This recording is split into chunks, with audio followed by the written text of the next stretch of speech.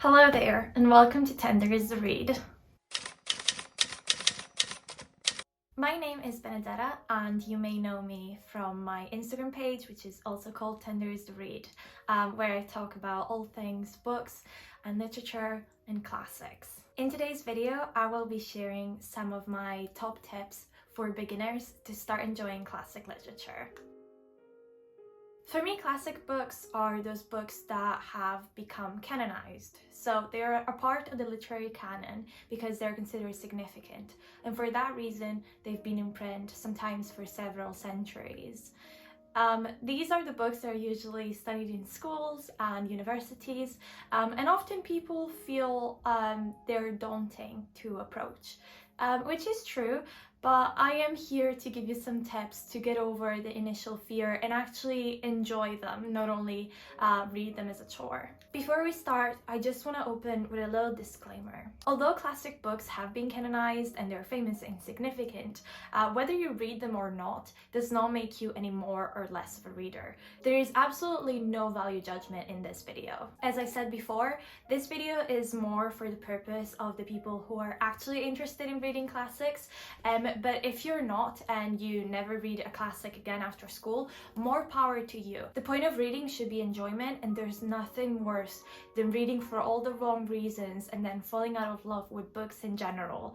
I am only here to help those who want to expand their horizons just for fun, and hopefully this guide is going to prove helpful for that. So I hope that's clear, and now we can jump into the tips. So my first tip is to start with short books. There are loads of amazing classics under 200 pages which are perfect for beginners. So oftentimes I see people who pick up a classic book just because they know the name of it, which is like 300 or 400 pages long. And then halfway through they just crash. So one of the main reasons why I would always recommend a short book is that it's going to be more fast-paced due to necessarily the fact that there's a short word count. Usually this also means that it's going to be a plot-driven book rather than a character-driven one, but that's not to say that you won't have amazing characterization. Think about the likes of The Portrait of Dorian Gray or The Great Gatsby. You'll absolutely fall in love with everybody in those books.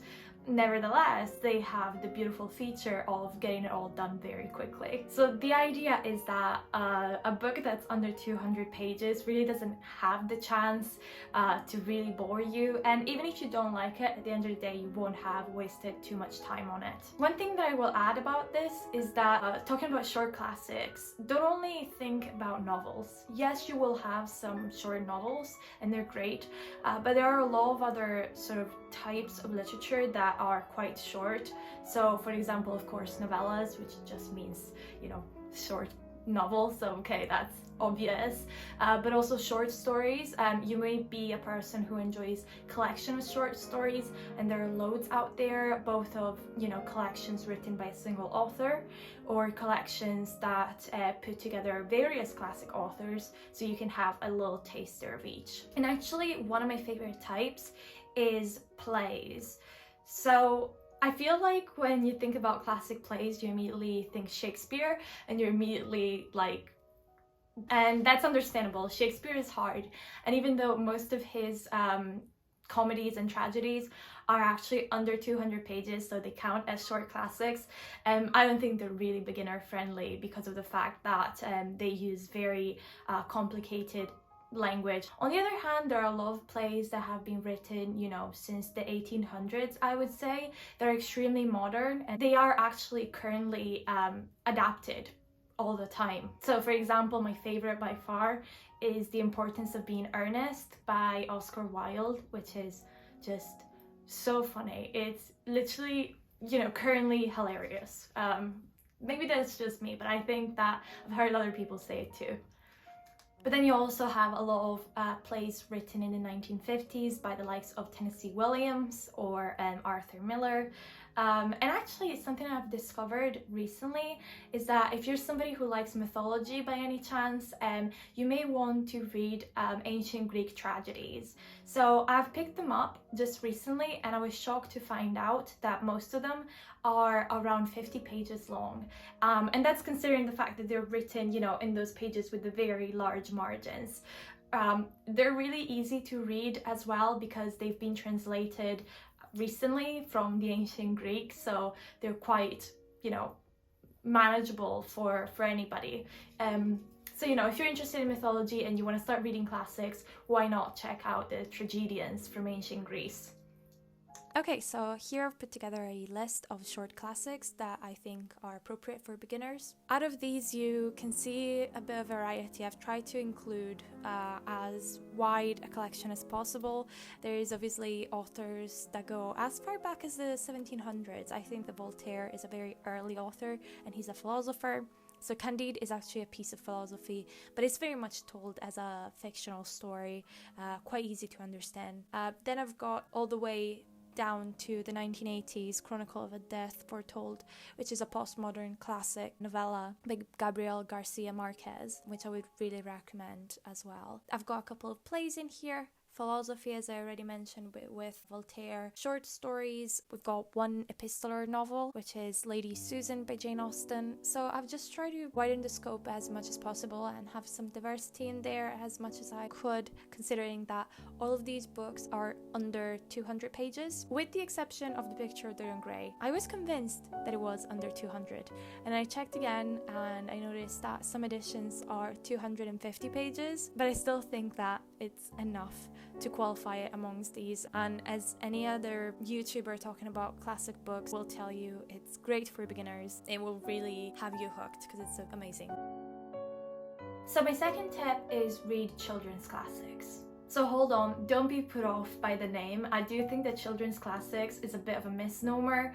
Don't think about middle grade or proper children's books like Dr. Seuss is we may think today, and not even Roald Dahl for that matter. I feel like children's classics are simply those that have been selected because they are appropriate for children to read, and for that reason they get printed in editions that are targeted to children. Back in the day, oftentimes it was adults who had to read these books to their children, so for that reason as well, they are quite enjoyable at any age. And actually it was so funny when I've shared this tip before on my Instagram, and I listed Alice in Wonderland as one of the books that I think is a children's book that is very, you know, appropriate for a beginner to read. And somebody in the comments was like, actually Alice in Wonderland is not a children's book. And that's exactly my point. These are not really children's books. They are just wholesome enough, whimsical enough, or adventurous enough that a child would be entertained, and an adult would also be able to understand certain meanings within it much better than a child would. I mean, this is a bit of a tangent, but when I was in school, we studied in history class that basically the Wizard of Oz was a complicated metaphor about the Gilded Age, and you can see it through all the different imagery and stuff like that. So many people for a long time have thought that literally Frank L. Baum put a very sophisticated political commentary into what is considered a children's book. And you would never know that if you were a child and you hadn't studied history. So there you go. With all the ramblings, I actually forgot to explain why I'd recommend children's classics as an introduction to classics in general. Basically, because as I said, these novels are appropriate for kids. That's a good indication that the writing isn't overly complicated and the themes are wholesome instead of dark and depressing. But they still retain the qualities typical of other classic books, like, you know, being set in the past, of course, and channeling themes that can still feel a little bit foreign to us. They're just a really nice and simple introduction to classics while sharing the same features writing wise. And here are my recommendations for children's classics. I've actually read a lot of these as a child, but then I've picked them up again as an adult and really enjoyed them. Like, I can definitely guarantee they're a good time. And also, one other cool thing is that many of these books have sequels. So I've read all the Little Women sequels. They're called Little Women, Good Wives, Little Men, and Joe's Boys, and they're just so great, so wholesome, and they follow, you know, the various generations that follow each other. So the, you know, initial 4 sisters' children. Anyway, and then obviously the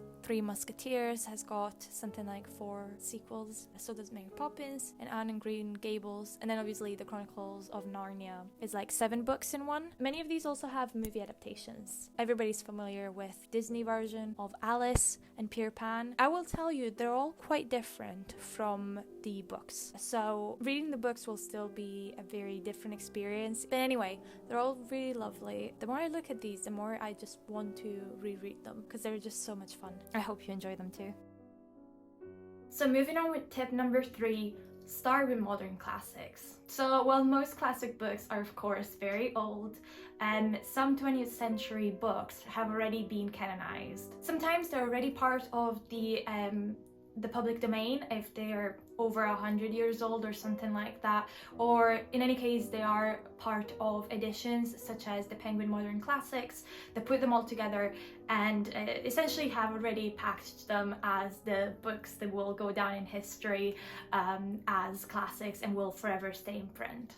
The great thing about 20th century classics for beginners and also more advanced readers alike is that because of the proximity to the 20th century, of course, we are generally more familiar with the history and the big societal themes that were common at the time.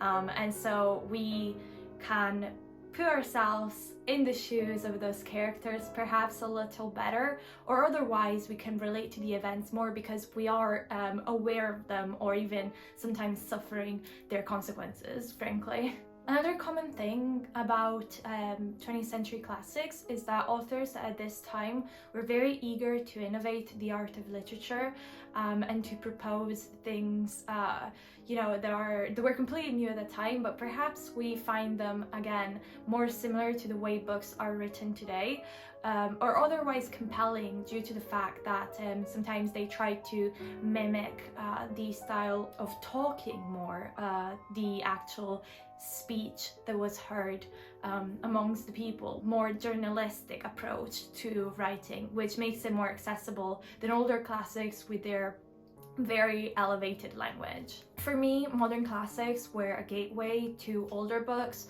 When I first started, I was really determined to just stick to these eras that I had for some reason glamorized in my mind. I think that it wasn't even me, it was more the public's obsession with this 20th century nostalgia, be it the 1920s, be it the 1950s, the 60s, and therefore it was much easier in, you know, the context of everything we know to once again relate to these books and actually enjoy them a lot. These are my picks for the modern classics that I would recommend. When I tell you, practically every one of these is a 5 stars for me. And you've got so much variety here again. So, you know, The Great Gatsby, of course, everybody knows about that. Farewell to Arms is set during World War I, and you got Catcher in the Rye and On the Road that are all about the teenage or youth experience. 1984 is the beautiful dystopian novel by George Orwell. Rebecca is a bit of a ghost story, if you will. The Bell Jar by Sylvia Plath.